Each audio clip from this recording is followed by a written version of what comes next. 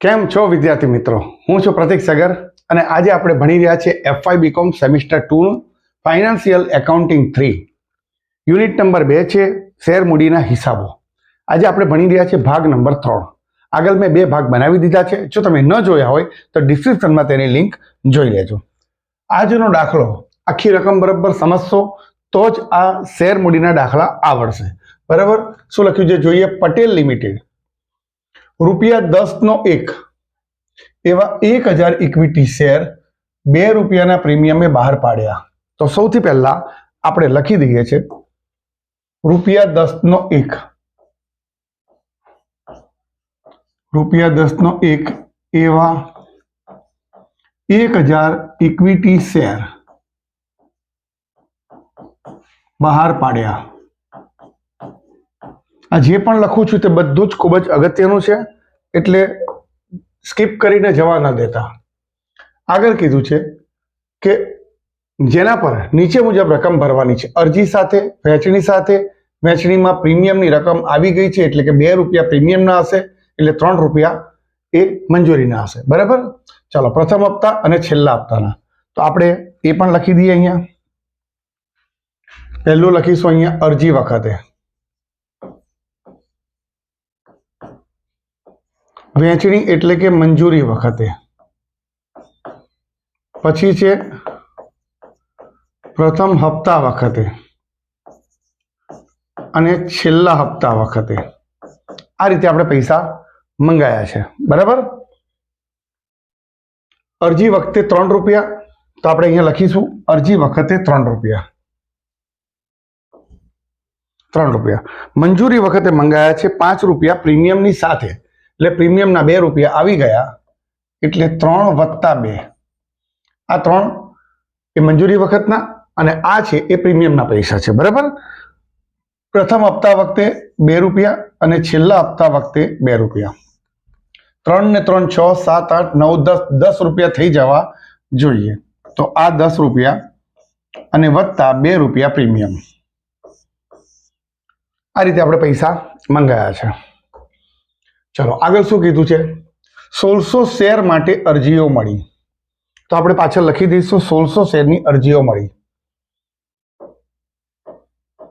1600 equity share માટે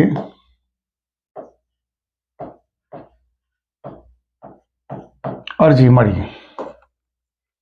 ત્યારબાદ કીધું છે જેમાંથી 100 અરજીઓ નામંજૂર કરી અને બાકીની શેર અરજી કરનારાઓને પ્રમાણસર શેરની ફાળવણી કરી. પ્રમાણસર તો આપણે સૌથી પહેલા એનું વર્કિંગ કરી લઈએ. અહીંયા જો 1600 શેરની આપણને અરજીઓ મળી છે. આ તમારે દર વખતે દાખલામાં આ જ રીતે પેટર્નથી કરશો તો દાખલો ઈઝી થઈ જશે. બરાબર? હવે એમાંથી આપણે આ 1000 શેર બહાર પાડ્યા છે, તો અહીંયા પહેલા લખી દેવાના 1000 અને આ ક્યાં જશે? શેર મૂડી ખાતે. ક્યાં જશે? શેર મૂડી ખાતે. આગળ આપણને શું કીધું છે? જો 100 શેરની અરજીઓ નામંજૂર કરી, એટલે અહીંયા તમારે લખી દેવાના 100 શેર અને આ શેર શું કર્યા? નામંજૂર કર્યા, એટલે આપણે આના પૈસા પાછા આપવા પડશે. તો આને બેંકમાં જશે નામંજૂર અને આની એન્ટ્રી બેંક ખાતે થશે. બરાબર? હવે તમે જોઈ શકો છો 1600 શેર હતા, 1000 અને આ 100 એટલે 1100 થયા, તો 500 શેર બચ્યા. આ 500 શેર વધારાના આવ્યા છે અને એના જે પૈસા આવશે એ આપણે પ્રમાણસર લેવાના છે, એટલે મંજૂરી ખાતે આ પૈસા જશે. તો અહીંયા લખું છું મંજૂરી ખાતે. બરાબર? આ રીતની ગણતરી પહેલા કરી જ દેવાની. ચલો આગળ શું કહે છે? રાજ કે જેણે 100 શેર આપ્યા હતા, રાજને 100 શેર આપ્યા હતા, તે પ્રથમ હપ્તાની લેણી રકમ ચૂકવી શકતો નથી.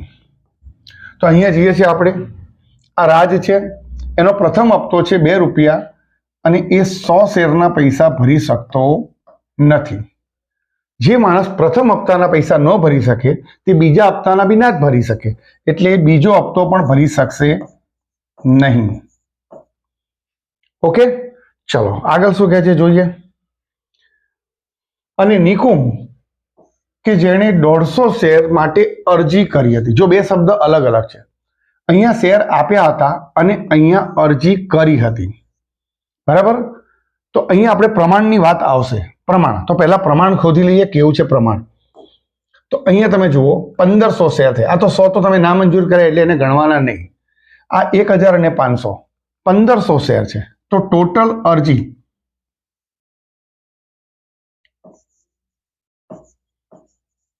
અને એમાંથી મંજૂર થયેલા શેર એટલે કે ટોટલ અરજી કહેવાશે 1500. તો આપણે અહીંયા લખીએ છીએ 1500. એની સામે મંજૂર કેટલા કર્યા? તો કે 1000 કર્યા. બરાબર? 2 મીંડા ગયા, 2 મીંડા આમથી ગયા, બચ્યું કોણ? 15 અને 10. જો 15 નો બી છેદ ઉડે, 5 તરી 15 અને 5 દુ 10. એટલે આનું પ્રમાણ આવ્યું 3:2. 3:2 નું પ્રમાણ આવ્યું. ઓકે, તો આપણે અહીંયા આગળ જોઈ લઈએ કે રાજના શેર કેટલા હતા? 100. તો અહીંયા હું લખું છું અરજી અને આ શું છે? મંજૂર કર્યા શેર તે. તો રાજ માટે તો અહીંયા લખી દઈએ છીએ. અરજી આપણને ખબર નથી, પરંતુ મંજૂર કેટલા કર્યા હતા? એના શેર 100 શેર કર્યા હતા. હવે વાત કોની આવી છે? તો કે નિકુમની. તો અહીંયા લખું છું નિકુમ. નિકુમના એની અરજી કેટલી છે? 150 શેરની. અહીંયા લખ્યા 150 શેર. તો એને આપવામાં કેટલા આવ્યા હશે? તો આપણે જાણીએ છીએ પ્રમાણ હમણાં જ આપણે કાઢ્યું. શું પ્રમાણ છે? 3:2 નું. તો આપણે અહીંયા લખી દઈએ 3 શેરની અરજી કરવામાં આવે તો 2 શેર મંજૂર કરવામાં આવ્યા હતા. નિકુમે અરજી કેટલી કરી? 150 શેરની.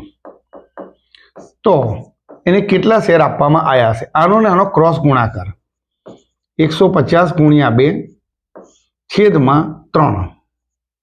છેદ ઉડી જાય છે એટલે કે 100 શેર આવશે. કેટલા આવશે? આ 100 શેર એને આપવામાં આવ્યા હશે. એટલે આ આપણે ગણતરી કરીને લાયા છે 100 શેર. બરાબર? ચલો આગળ શું કહે છે હવે જોઈએ. એ પૈસા ભરી શકતો નથી, તો આપણે એની બી ગણતરી અહીંયા લખી દઈએ કે એ છેલ્લા હપ્તાના પૈસા ભરી શકતો નથી. કેટલા ગણવાના? 100 ગણવાના. યાદ રાખજો, દાખલાની રકમમાં 150 છે. દાખલાની રકમમાં કેટલા છે? 150 છે. અને આપણે ગણતરીમાં કેટલા લેવાના? 100 લેવાના. કેમ લેવાના એ તમે હમણાં ગણતરી કરીને સમજાવી દીધું. બરાબર? મેં ચલો આગળ શું કહે છે જોઈએ. આ શેર જપ્ત કરવામાં આવ્યા. તો જપ્તી ક્યારે થઈ? તો જપ્તી આ બધા હપ્તાનું કામ પૂરું થયું પછી. એટલે અહીંયા લખું છું હું જપ્તી થઈ. આ શું છે? જપ્તી. એટલે જ્યારે બી જપ્તીની ગણતરી આવશે ત્યારે હું અહીંથી શરૂઆત કરીશ. બરાબર? ચલો આગળ શું કહે છે. રાજના જપ્ત કરેલા 100 શેર, આ રહ્યા રાજના 100 શેર સહિત 150 શેર 7ના ભાવે ફરીથી બજારમાં બહાર પાડ્યા. એટલે કે 150 શેર જ વેચ્યા છે. અને જપ્ત કેટલા શેર થયા હતા? 200 શેર જપ્ત થયા હતા. તો 100 આના તો છે જ, એટલે વેચાઈ ગયા કયા કયા? તો આપણે અહીંયા લખીશું 100 શેર રાજના વેચાઈ ગયા. 150 વેચવાના છે. બરાબર છે? તો 50 જ બચ્યા, એટલે 50 શેર વેચ્યા. એટલે ટોટલ કેટલા શેર થયા? 150 શેર વેચ્યા. બોલો ખ્યાલ આવી ગયો? એટલે આપણે ગણતરીની અંદર રાજના 100 શેર ગણવાના અને નિકુમના ફક્ત 50 શેર ગણવાના છે. અહીં આખી બધી ગણતરી મેં કરી દીધી. હવે દાખલો તમારા માટે એકદમ ઇઝી થઈ ગયો. બસ આના ઉપરથી જ આખું આપણે આમનોંધ લખવાની છે. તો ધ્યાન રાખજો કેવી રીતે આમનોંધ લખાય છે. સૌથી પહેલા બેંકમાં પૈસા આવે, અરજી કરે લોકો એટલે સૌથી પહેલા પૈસા આવે. અને અરજી કેટલા શેરની થઈ હતી? તો કે 1600 શેરની અરજીઓ થઈ છે. બરાબર? એટલે આપણે અહીંયા 1600 શેર લીધા અને શેર વખતે બધાએ પૈસા કેટલા ભર્યા હતા? 3 રૂપિયા અરજી વખતે. એટલે અહીંયા લખીશું 1600 ગુણ્યા 3, 4800 રૂપિયા બેંકમાં આવશે. તો અહીંયા લખીશું બેંક ખાતે ઉધાર. બેંકમાં પૈસા આવે તો ઉધાર થાય, એટલે અહીંયા લખીશું 4800 રૂપિયા. બરાબર. એ જ રીતે હવે એ પૈસા ક્યાં લઈ જવાના? તો કે ઇક્વિટી શેર અરજી ખાતે. બરાબર. તો અહીંયા લખીશું 4800 ઇક્વિટી શેર ખાતે જમા. હવે આ ઇક્વિટી શેર અરજી જમા છે તો એને આપણે ઉધાર કરી દેવાની અને અહીંયા લખી દેવાના 4800. હવે આ ત્રણ વસ્તુ મેં જે કરી હતી એ જોવાની. પહેલા તો 1000 શેર મૂડી ખાતે પૈસા લઈ જવાના, એટલે 1000 ગુણ્યા 3. 1000 ગુણ્યા 3 બરાબર કેટલા આયા? 3000. તો અહીંયા જો આ લખેલું છે ઇક્વિટી શેર મૂડી ખાતે, તો કેટલા રૂપિયા લઈ જવાના? 3000 રૂપિયા. બરાબર. ચલો આગળની વાત કરીએ. મંજૂરીમાં આ જે પૈસા છે તે 500 શેરની વાત છે.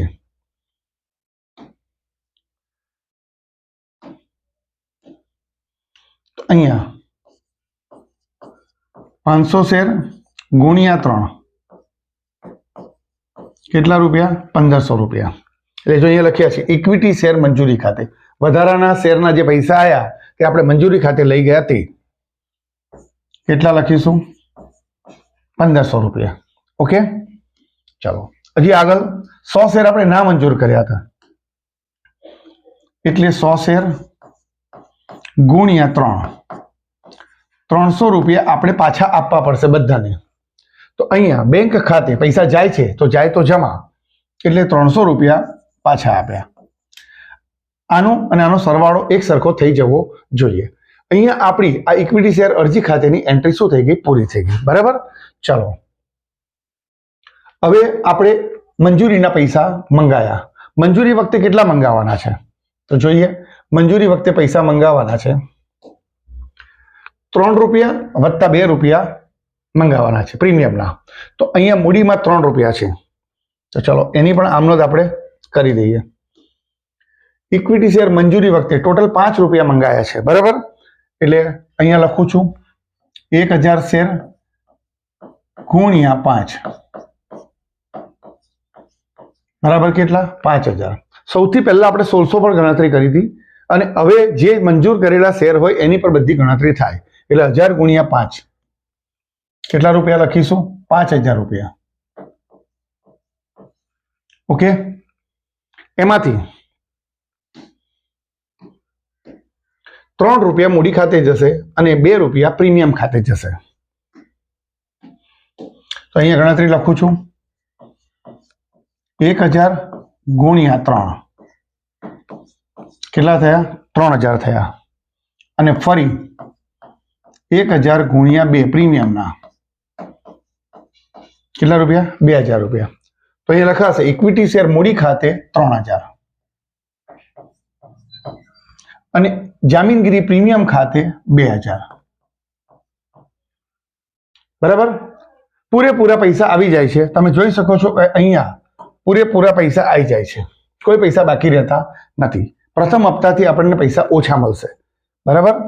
તો અહીંયા પૂરેપૂરા પૈસા આવી જાય છે, એટલે આપણે બેંક ખાતે કેટલા લખીશું? 5000 ઉધાર આવે છે એટલે ઉધાર, અને તે ઇક્વિટી શેર મંજૂરી ખાતે 5000. અહીં આપણી આ મંજૂરીની એન્ટ્રી પર શું થઈ ગઈ? પૂર્ણ થઈ ગઈ. હવે આપણે જઈએ છીએ શેર પ્રથમ હપ્તા ખાતે. પ્રથમ હપ્તાના પૈસા મંગાયા. પ્રથમ હપ્તા વખતે કેટલા મંગાયા? તો કે પ્રથમ હપ્તા વખતે 2 રૂપિયા મંગાયા છે. બરાબર છે. તો ચલો એની બી એન્ટ્રી કરી લઈએ. પ્રથમ હપ્તા વખતે 2 રૂપિયા મંગાયા. 1000 શેર ગુણ્યા 2 2000 રૂપિયા મંગાયા. કેટલા રૂપિયા મંગાયા? 2000 રૂપિયા. તો અહીંયા લખીએ પ્રથમ શેર હપ્તા ખાતે 2000 રૂપિયા અને તે ઇક્વિટી શેર મૂડી ખાતે 2000 રૂપિયા. હવે પૈસા બેંકમાં આવશે અને જે પૈસા બેંકમાં આવશે એમાં 100 શેરના પૈસા ઓછા આવશે. બરાબર છે. એટલે 1000 શેરની જગ્યાએ 900 શેરના પૈસા જ આવવાના છે. તો અહીંયા જે પૈસા આયા 900 શેરના પૈસા આયા, એટલે પૈસા કેટલા રૂપિયા આવશે? તો કે 1800 રૂપિયા જ આવવાના છે. તો આપણે અહીંયા લખીશું બેંક ખાતે 1800 રૂપિયા, અને તે ઇક્વિટી શેર પ્રથમ હપ્તા ખાતે પણ 1800 રૂપિયા. ઓકે, 200 રૂપિયા ઓછા આયા છે, બરાબર, યાદ રાખજો. ચલો હવે ઇક્વિટી શેર પછી છેલ્લા હપ્તાની વાત કરીએ. તો છેલ્લા હપ્તામાં શું થશે એ જોઈએ. ફરી ગણતરી પર પહોંચીએ. છેલ્લા હપ્તામાં 100 આના અને 100 આના, બરાબર, 200 ના છે, એટલે કે 200 શેરના પૈસા નથી આવવાના. એટલે 1000 માંથી 200 બાદ થાય એટલે 800 શેરના પૈસા આવશે. પહેલા તો આપણે પૈસા મંગાવીએ છીએ, તો 1000 ના પૂરેપૂરા મંગાવીશું, કારણ કે અત્યારે જપ્ત થતા નથી. 1000 ગુણ્યા 2 બરાબર કેટલા? 2000. તો ઇક્વિટી શેર છેલ્લા હપ્તા ખાતે 2000 રૂપિયા, બરાબર. ચલો, તે ઇક્વિટી શેર મૂડી ખાતે કેટલા? 2000 રૂપિયા. હવે અહીંયા 800 શેરના પૈસા આવવાના છે, બરાબર, 2 રૂપિયા લેખે, એટલે કે 1600 રૂપિયા બેંકમાં આવશે. તો આપણે અહીંયા લખીશું બેંક ખાતે 1600 રૂપિયા, અને તે ઇક્વિટી શેર છેલ્લા હપ્તા ખાતે 1600 રૂપિયા. આટલે સુધી તો ક્લિયર થઈ ગયું. 12મા ધોરણમાં જે પ્રમાણે ભણ્યા હતા તે જ પ્રમાણેની વાતો છે. હવે શેર જપ્ત કરવા. જો રકમમાં શું કીધું હતું કે આ પૈસા હાલતા નથી અને હવે શેર જપ્ત કરવામાં આવ્યા. તો શેર જપ્ત કરીશું ત્યારે મેં લખેલું છે જપ્તી થઈ. જપ્તી થઈ ત્યારે 10 રૂપિયાની પૂરેપૂરી વાત થઈ ગઈ છે. તો આપણે 10 રૂપિયાના હિસાબે 200 શેરને જપ્તી કરવી પડશે, બરાબર. 200 શેર છે, 10 રૂપિયા પ્રમાણે 2000 રૂપિયા થાય, બરાબર. એટલે ઇક્વિટી શેર મૂડી ખાતે 2000 રૂપિયા ઉધાર. કેમ? કારણ કે હવે મૂડી એટલા રૂપિયાની ઓછી થશે, કારણ કે શેર જપ્ત કર્યા છે, બરાબર. હવે જપ્ત કેટલા કરવાના? જપ્તીમાં રૂપિયા કેટલા આવે તો એની ગણતરી હું તમને અહીંથી બતાવું, એકદમ ઇઝી વે. જો આ રાજ છે, પહેલો કોણ છે? રાજ. તો નામ લખું છું રાજ, અને અહીંયા લખું છું નિકુમ. બંનેના 100 શેર જપ્ત થયેલા છે.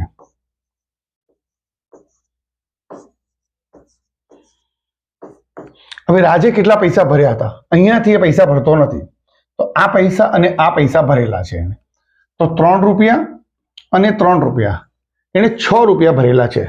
આ ગણવાના નહીં. કેમ નહીં ગણવાના? કારણ કે પ્રીમિયમના પૈસા આવી ગયા હોય તો એ ગણવાના નહીં. ના આવ્યા હોત તો આપણે ગણત, બરાબર. આગળ એવો દાખલો આવશે તારે સમજાવીશ.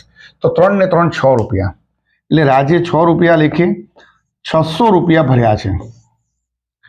જ્યારે નિકુમે કેટલા ભર્યા છે? તો નિકુમ અહીંથી હપ્તો બંધ કરે છે, એટલે આ પૈસા આવી ગયા, આ પૈસા આવી ગયા અને આ પૈસા આવી ગયા. તો કેટલા આવ્યા? 3 રૂપિયા, 3 રૂપિયા અને 2 રૂપિયા. 3 ને 3 6 ને 2 8 રૂપિયા આવ્યા. એટલે આના કેટલા આવ્યા? 800 રૂપિયા. ડન. ટોટલ કેટલા રૂપિયા આપણને એ લોકોએ આપ્યા? 1400 રૂપિયા. અને આ પૈસા જપ્તીમાં જાય. ક્યાં જશે? આ પૈસા જપ્તીમાં જાય. આ ઇઝી વેની ગણતરી એકદમ, બરાબર. તો અહીંયા આપણે લખીશું જપ્તી ખાતે કેટલા? તો કે 1400 રૂપિયા. જેટલો દાખલો ધ્યાનથી સમજતો ને એટલો જ આ ચેપ્ટર ઇઝી લાગશે, બરાબર. એટલે આ ગણતરીઓ ધ્યાનથી જોજો કે કેવી રીતે થાય છે. ચલો, ત્યારબાદ આપણને ખબર છે કે પ્રથમ હપ્તાના 200 રૂપિયા ઓછા આવ્યા છે, એટલે ઇક્વિટી શેર પ્રથમ હપ્તા ખાતે 200 રૂપિયા, અને છેલ્લા હપ્તાના પૈસા 400 રૂપિયા ઓછા આવ્યા છે. ટોટલ 2000 થઈ ગયા. હવે આપણે આ શેરને પાછા વેચવાના છે, બરાબર છે. તો વેચીએ છીએ તો કેટલા શેર વેચીએ છીએ? તો કે 150 શેર વેચીએ છીએ. કેટલા ભાવે વેચીએ છીએ? તો કે 7 રૂપિયાના ભાવે વેચીએ છીએ. 15 સિત્તા 105, એટલે કે 1050 રૂપિયાના ભાવે વેચીએ છીએ. જ્યારે વેચીએ ત્યારે પૈસા આવે, એટલે કે બેંક ખાતે ઉધાર 1050.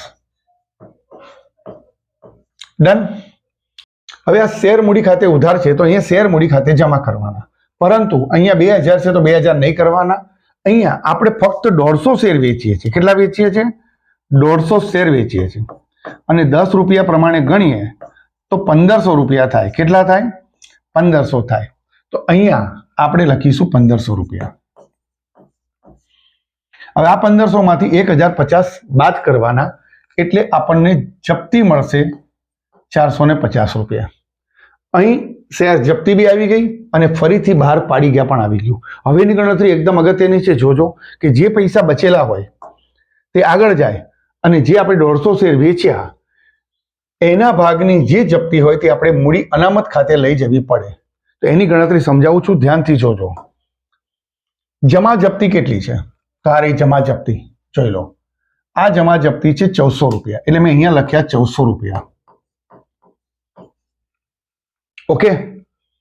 ઉધાર જપ્તી કેટલી છે? 450 રૂપિયા.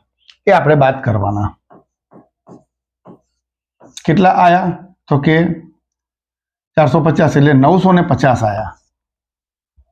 હજી કઈ ગણતરીમાં બાકી છે તો ધ્યાનથી અહીંયા જોઈએ આપણે. હવે